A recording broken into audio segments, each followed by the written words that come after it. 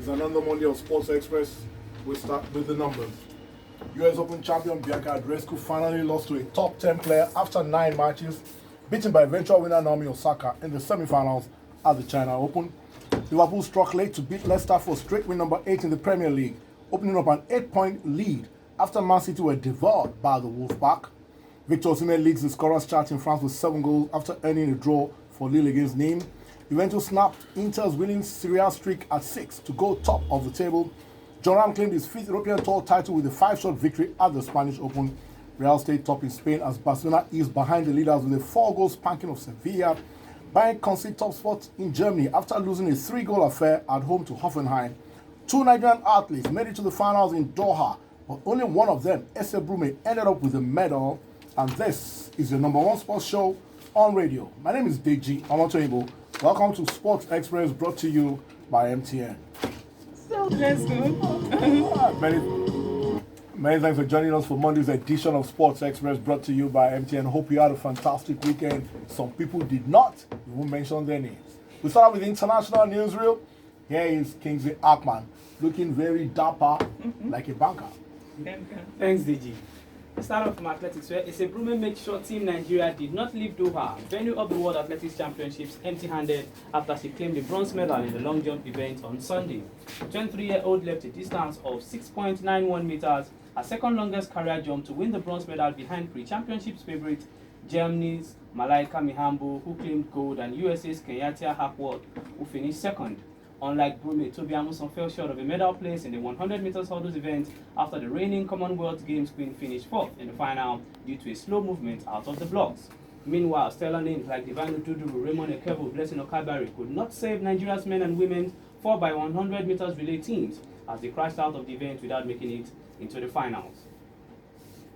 And to UFC, Nigeria's fighter Israel Adesanya knocked out Australian Robert Whittaker in devastating fashion to become the undisputed middleweight boxing champion of the world in the early hours of Sunday. The 30-year-old, who had experience sitting outside the octagon and cheering him on, took out Whittaker in the second round of the UFC 243 at the Marvel Stadium in Melbourne, Australia. Adesanya has now extended his winning streak to 18 straight wins, and this feat was achieved in front of a UFC world record crowd of 57,127, eclipsing the previous best of 56,214 at the same venue. And finally, to tennis, world number 1 Novak Djokovic produced a dominant display to dispatch John Millman and claim his first ever Japan Open title on Sunday. The 16-time Grand Slam champion needed just 69 minutes to blow away Millman 6-3, 6-2, firing 23 winners and not dropping a single set in his comeback tournament after suffering a shoulder injury.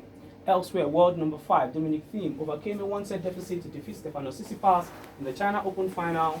Thiem needed 2 hours 13 minutes to beat Tsitsipas 3-6, 6-4, 6-1 in Beijing.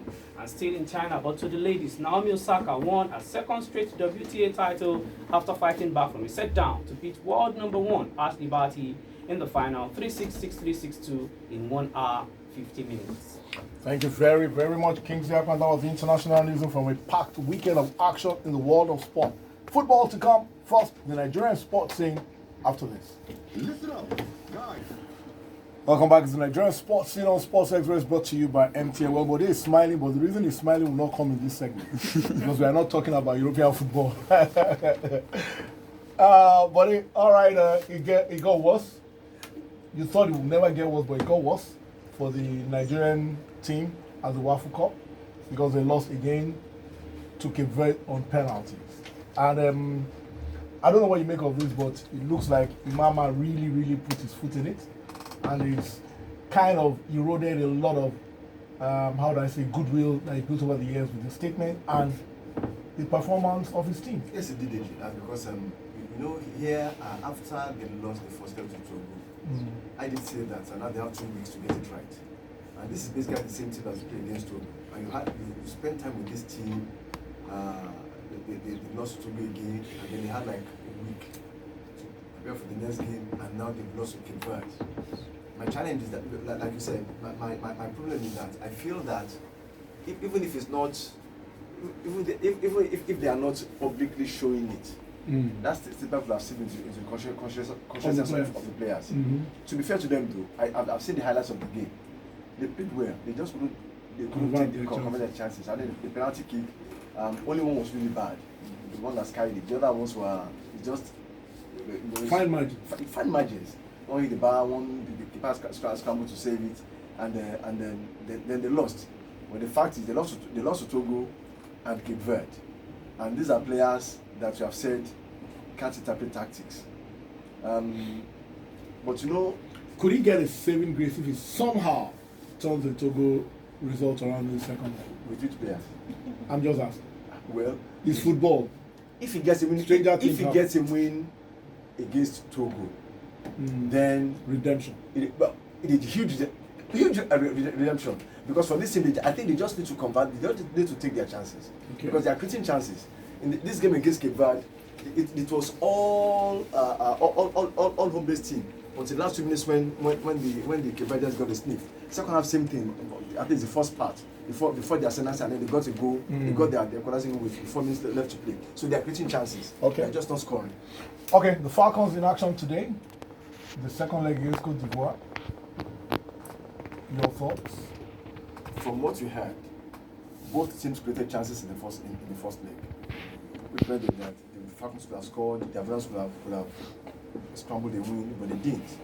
And I think it's in recognition of that the coach has now recalled Ngozi Ebere, defender. Okay. Ebere had been a part of the team. I don't know why she wasn't called up in the first place, but now she's been recalled to the team, and you guess the coach is thinking, okay, goalless draw is good, but if these guys get a goal, We're in trouble. and so he has to call the defender to ensure that doesn't happen.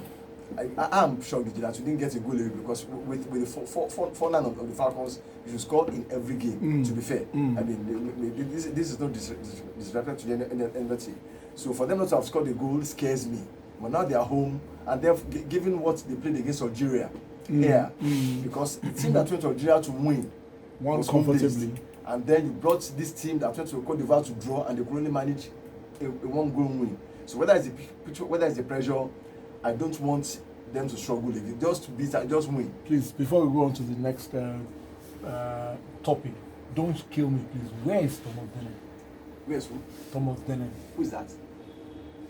I honestly feel that it is disrespectful to the rest of us that NFF cannot come out and tell us a statement, this is the situation, and they just let it slide.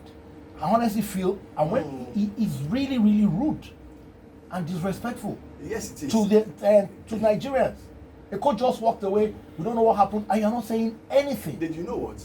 I was speaking with a friend of mine who was in LMC, and he said, but you don't ask questions. If you're this kind of thing, ask questions. But at this point, everybody's asking open questions. And nobody's so responding. Give us an open reply.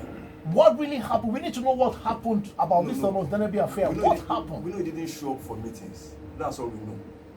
Now, before then, it was all speculations on The why man is still he on left. contract. Why did he just walk away? We need to know.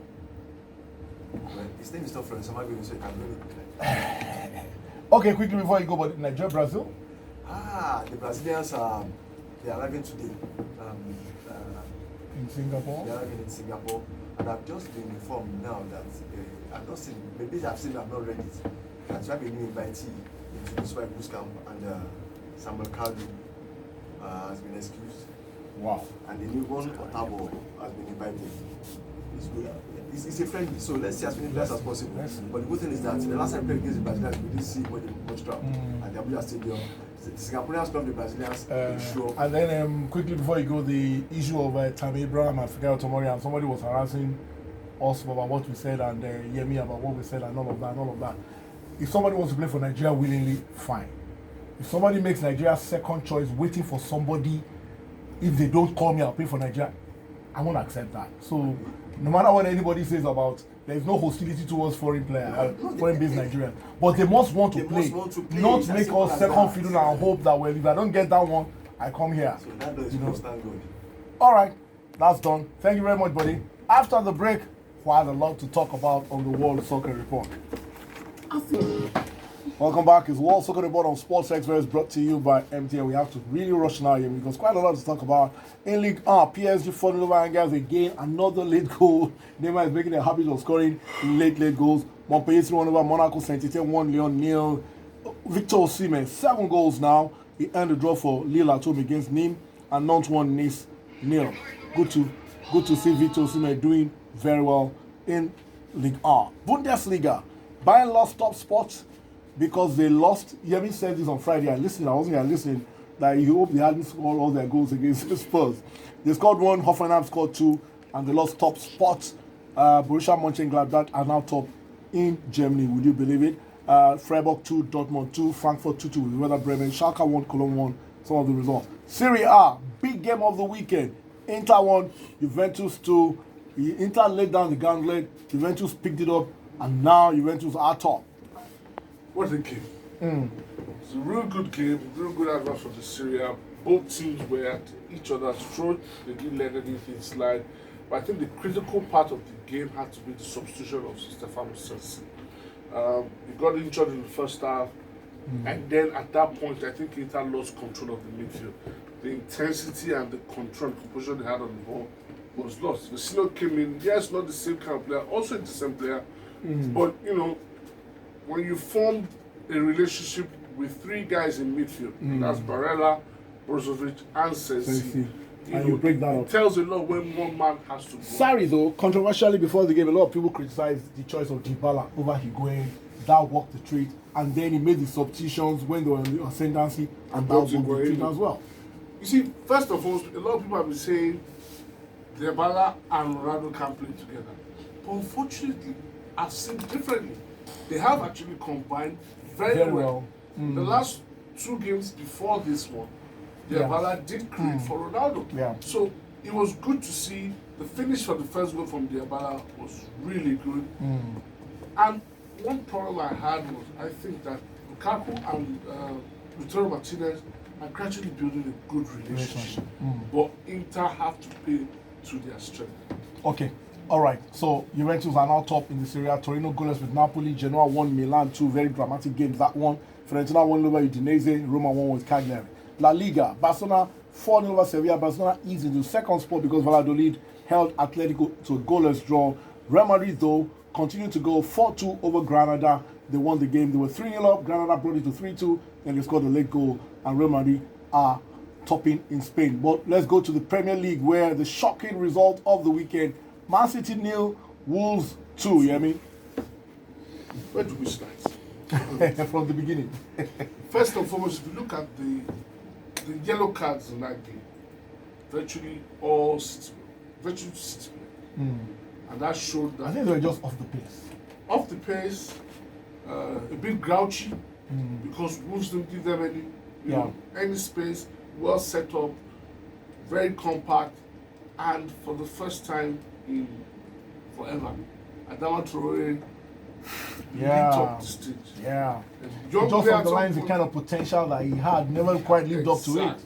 But former Villa player or somehow rose to the occasion. Very good counter-attacking football by Wolves, by the way. This puts a major question mark on City, and that question mark is this: without Kevin De Bruyne, how bad are Manchester City? I think it's shown. Let's leave it at that. last 2 games. Another team with two other teams with major problems: Tottenham and Manchester United. Brighton 3, Tottenham 0. Brighton will not play a better game this season. And the First 19-year-old, home win since March. yeah, a 19-year-old debutant with 2 goals. A young 19-year-old boy, and I'm happy the Republic of Ireland quickly called him up to the senior team before the vultures in the English national team Yeah, pick him up. and another youngster was on the end of a fantastic result. When I heard I didn't know what I was listening. When I heard that long two staff long scored, staffs. I was like, this will have 2 long staffs. They indeed very long staffs. Newcastle won it. Manchester United in all kinds of trouble. 2 points off the relegation pace. 5 wins in 23 matches. 2 wins in 13 away games. It's a terrible, terrible record. Yes. And interestingly, Don't go on. We are running out of time. Liverpool 2-1 over Leicester. Was that a penalty in your view or not? I will say it again. I said it on Saturday, I'm saying it on Monday. It was not a penalty. Okay. And it But worries me. good thing Liverpool are, you said it last week, Liverpool are winning games. The They're hard just way. getting over the line. The hard And way. 8 points is a healthy lead at this It's a healthy league, but It's not insurmountable. we've been here. Yeah, we were here 18 before. points, 12 points. Even We'll Liverpool see it 7 happen. points Yeah, last last season. season. I'm gonna believe it. All right, we have to go, Yemi. Thank you very much for all of that. Thank you for listening. Our moment of the weekend is from the Ultimate Fighting Championship as Nigerian Israel Adesanya, no relation to Yemi, became a worldwide sensation with a stunning knockout of Australian Robert Whittaker in Melbourne to become the undisputed middleweight champion of the world. The last star bender is definitely making a name for himself and the UFC, and is fast turning into a global sporting icon. My name is Jake Jomoto Imo. Good morning.